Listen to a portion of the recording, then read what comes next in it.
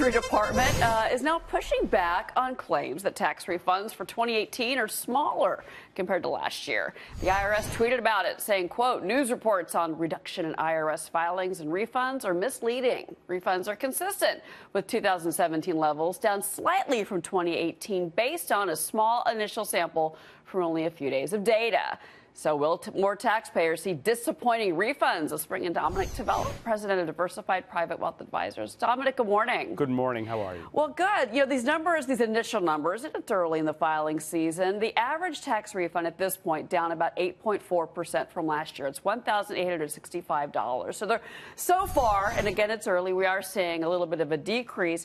Do you think that these numbers are going to get worse for Americans? And do you think it's going to hurt the economy when we don't get all this stimulus from these larger tax refunds?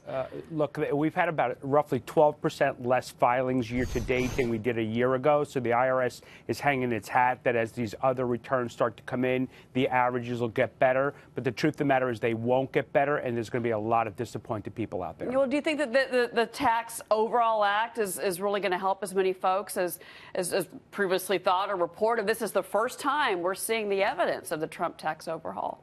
So an estimated 80% of Americans actually will get a tax cut, but that's not how American taxpayers measure their tax liability. They look at that refund, and as we know, Americans love that refund. The IRS adjusted the withholding a year ago, so people have been getting their refund a little bit every single paycheck, $10, $20, $40 a paycheck. They've actually gotten it through the year, so they're not going to get, on the average, that big refund that they used to getting. So maybe a lot of Americans didn't think to change their withholding, and so that's why they're getting this shock now, or they're about to get this shock when they file. But the other big talk, of course, is about the SALT deduction. If you live in a high-tax state like New York, New Jersey, Connecticut, Illinois, California, get ready. That's where the real pain may be, correct? And there will be real pain. An estimated 80% are going to get a tax cut in total taxes due, but an estimated 10% plus or minus are going to have a larger liability. Remember, the state, local tax, real estate tax deduction is going to be capped.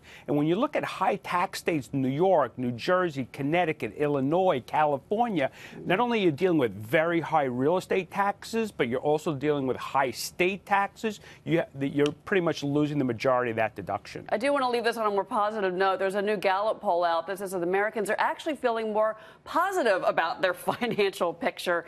And in fact, 69% say they expect to be financially better off at this time next year. Do you think that number, though, could change as we get really into the heart of the filing season and the refund or lack of refund season, which is going to be as we follow the job data, we see that every single month we have incredible job numbers. We've seen increases in pay for the first time in a very long time. So people are feeling more confident. We might see a little blip out there with these refunds. People count on those refunds for buying cars or paying down their credit card debt. So in the short run, we might see a little bit of a blip in consumer confidence and spending. I say this as a football fan of the Cowboys. There's always next year.